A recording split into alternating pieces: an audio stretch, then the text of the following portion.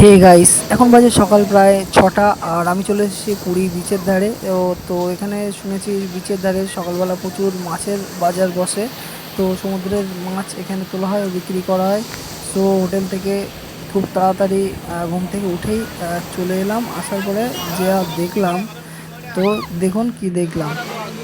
সমুদ্রের ধারে এসে দেখছি যে বৃহৎ বড় একটা সাপ জেলেদের জালে এখানে পড়েছে এবং অনেক এরকম পড়ছে। তো কিছুদিন আগে এরকম শুনেছিলাম যে জেলেদের জালে সাপ পড়ছে।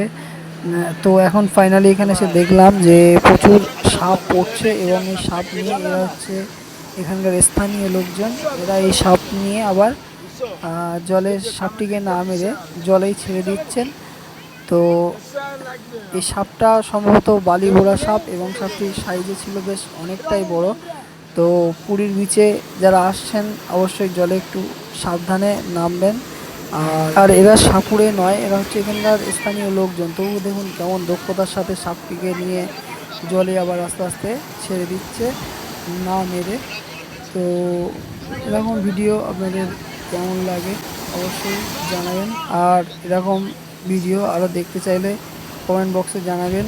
আর ভিডিওটি ভালো লেগে থাকলে অবশ্যই লাইক, শেয়ার ও সাবস্ক্রাইব করে দেবেন চ্যানেলটাকে।